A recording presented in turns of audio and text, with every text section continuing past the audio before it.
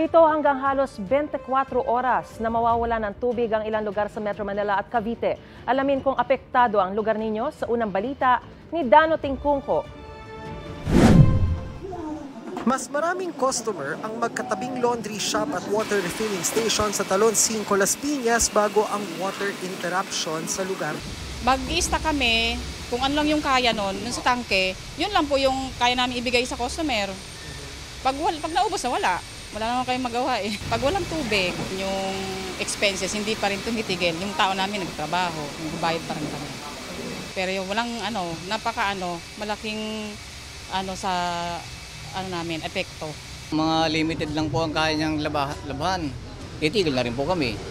Maliban lang kung order po kami ng water tank. Bukod sa Talon 5, may iba pang lugar din sa Las Piñas, Muntinlupa, Parañaque, Pasay at Bacoor, Cavite na mawawalan ng tubig gripo ng 7 hanggang halos 24 oras. Dahil daw ito sa pansamantalang pagsasara ng poblasyon water treatment plant bilang transition sa pagsagad ng kaya nitong isupply sa 150 million liters, triple ng kasalukuyan.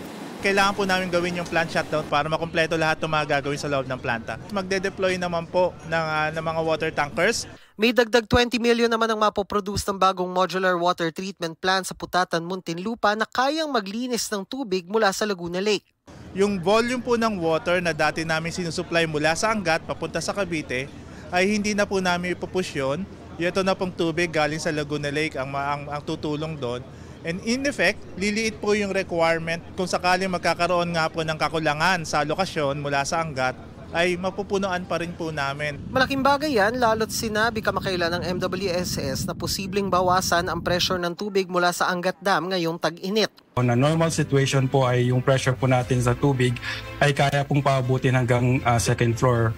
Pero sa strategy po natin, USEC po, ay ang pagbabawas ng pressure ay hanggang first floor na lang. Ayon naman sa Task Force El Nino, may nakaantabay na mga deep well kung sakaling tuluyang sumadsad ang supply ng tubig sa Metro Manila. Meron actually 137 deep wells na on standby sakali pong bumaba po ang water pressure o magkulang po ang supply ng ating tubig in the coming months. Ito ang unang balita, Dano Tingkungko para sa GMA Integrated News. Mga kapuso, para una ka sa mga balita, mag-subscribe sa GMA Integrated News sa YouTube. Sa mga kapuso abroad, subaybayan niyo po kami sa GMA Pinoy TV at sa www.gmanews.tv.